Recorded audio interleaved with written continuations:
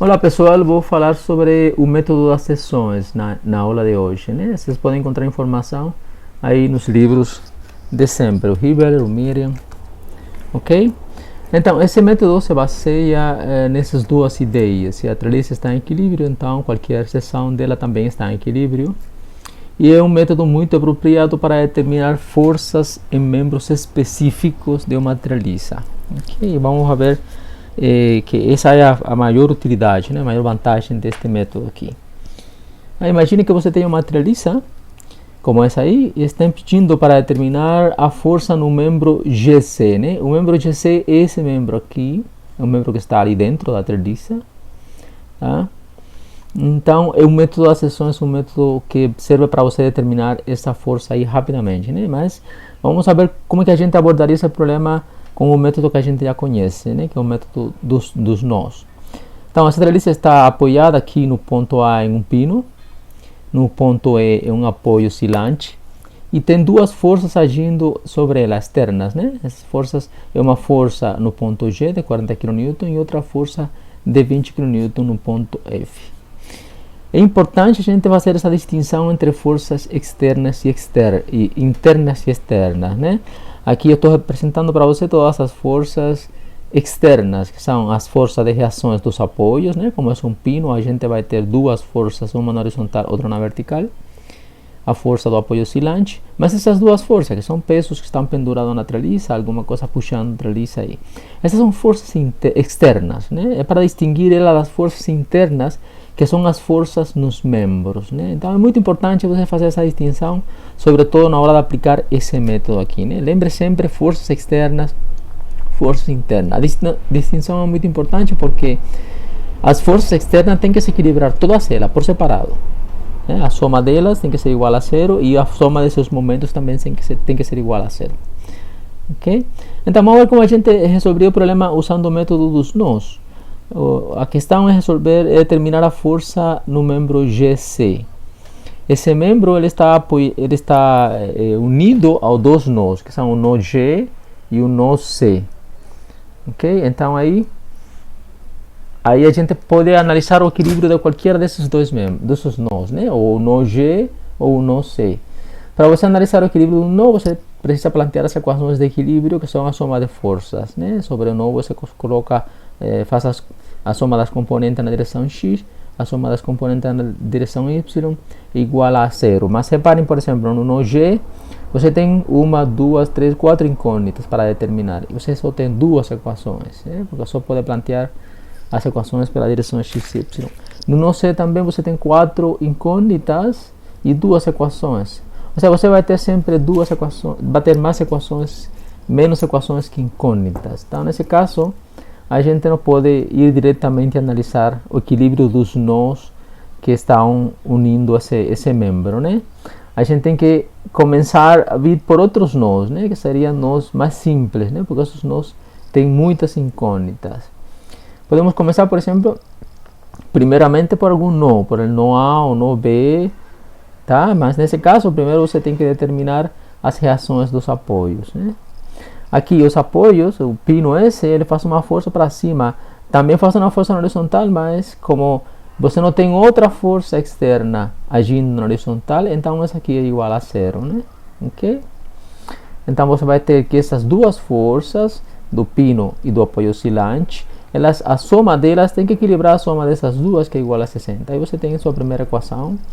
E você pode tomar a soma dos momentos em algum ponto, sobretudo os pontos das incógnitas, né? No caso pode ser o ponto A ou o ponto E. Eu tomo o ponto E aqui, planteio essa equação da soma dos momentos, né? Verifiquem que está correta. E com essas duas equações, com essa aqui, com essa, você pode determinar a Y e a Y. Um cálculo simples aí leva a que a força do pino é igual a 20 kN para cima e a força desse apoio oscilante é 40 kN para cima, né? Reparem a simetria, 20, 20, 40, 40, mesma distância aqui, é uma questão de simetria importante.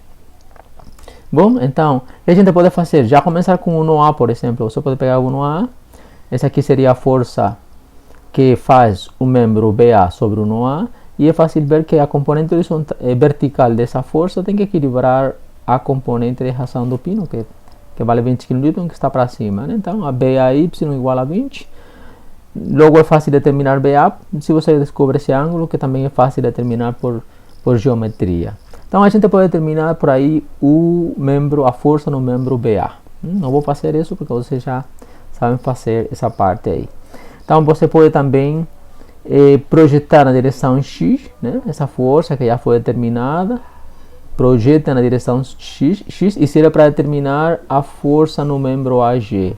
Tá? Ela deve equilibrar a força no membro AG, porque sobre esse nó, na direção horizontal, você tem apenas essas duas forças agindo, né? A componente horizontal de AB e AG.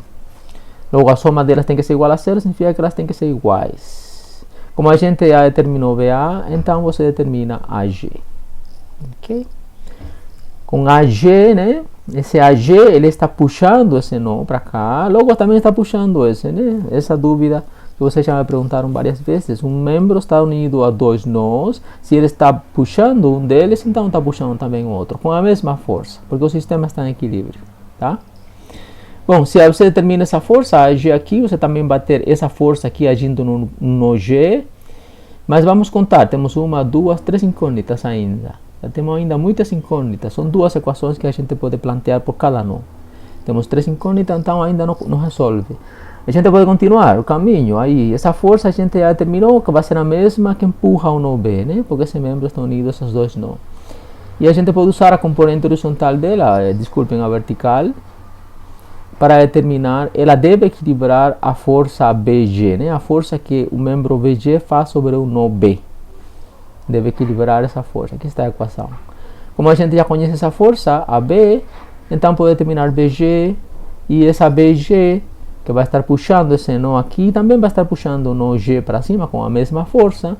Então você já teria chegado a um número de incógnitas razoável para esse nó, que seriam duas incógnitas. Você consegue colocar duas equações e já agora dá para resolver o problema.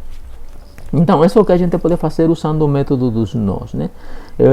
Você vai resolver o problema, só que reparem a quantidade de passos que você teve que fazer. A possibilidade de você errar em algum desses passos é alta, e você tem que fazer muito cálculo para chegar a finalmente calcular, chegar a resolver esse nó. Agora esse nó pode ser resolvido, mas você teve que dar muitos passos, né? A vantagem do método das sessões é que você consegue resolver esse problema de uma forma mais fácil, e agora eu vou explicar para vocês como funciona. A ideia desse método é você cortar a treliça em duas treliças. Você corta ela por algum lugar e divide ela em duas, de forma que o corte atravesse o membro em questão. Você tem que fazer um corte que atravesse esse membro aqui. Você pode fazer vários cortes, né? Você pode fazer um corte assim.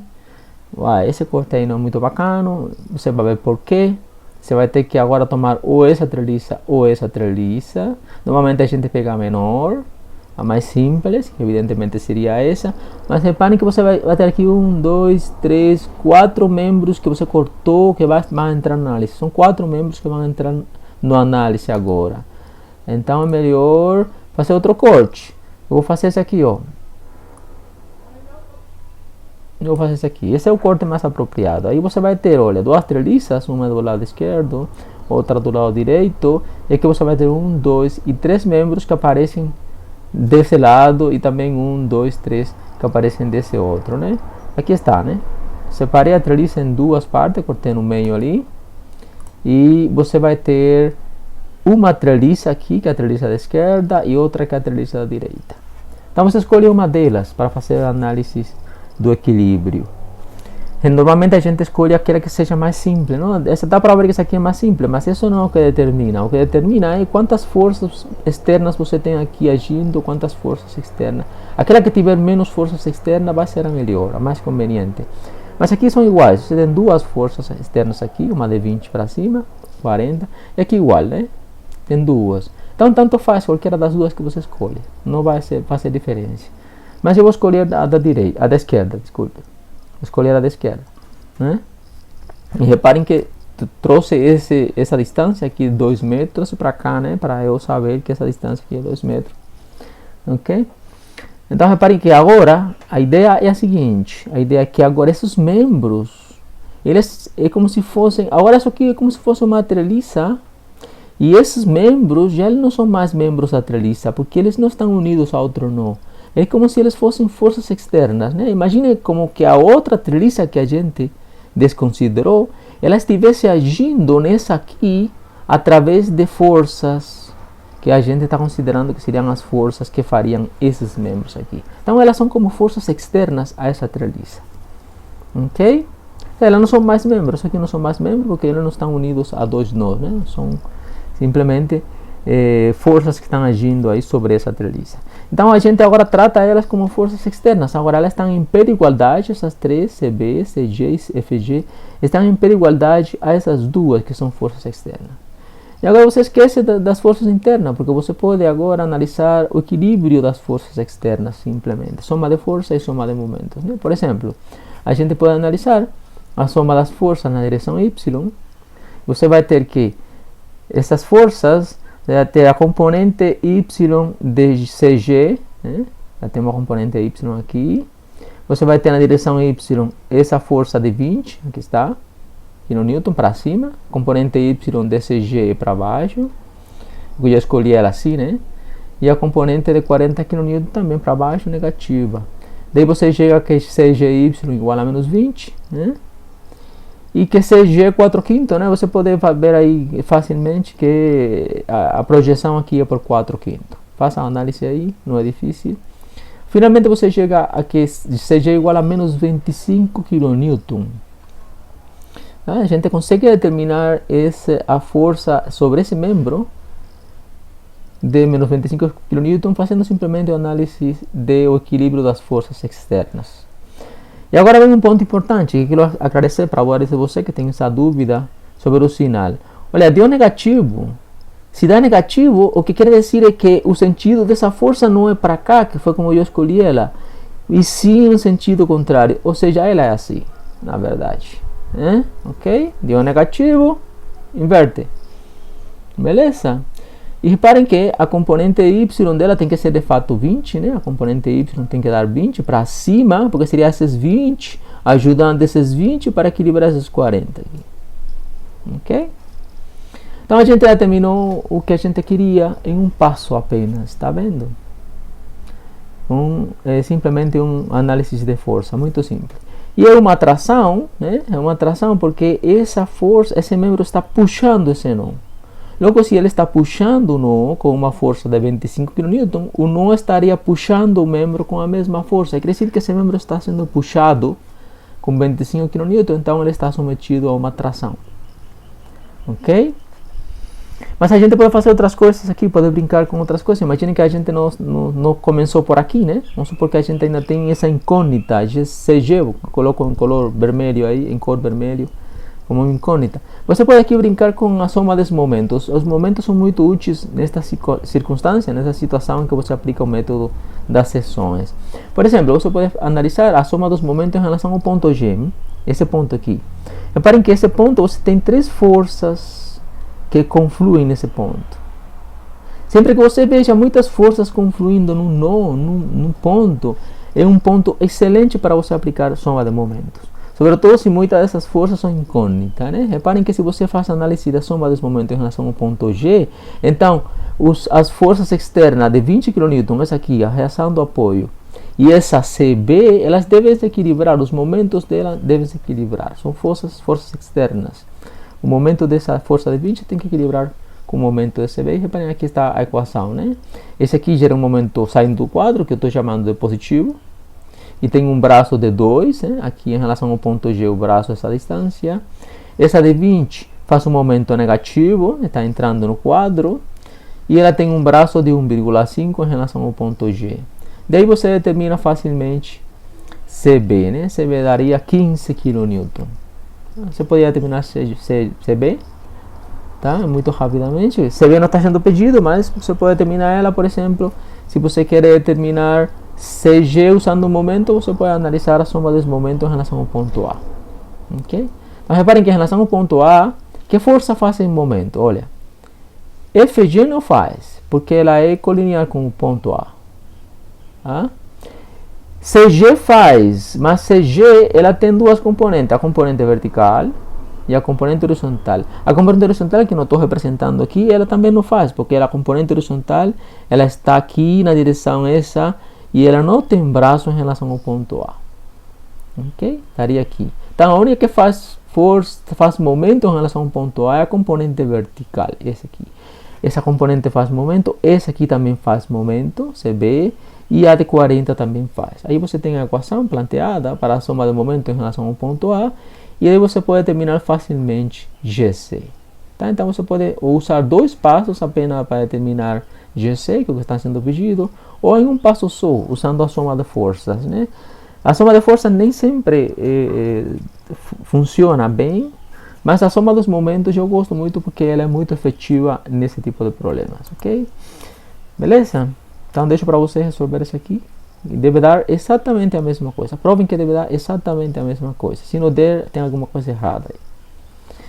Bom, eu vou deixar para vocês então pensar no mesmo problema, só que usando a subtreliça da direita, né? Aquela treliça que sobrou da direita.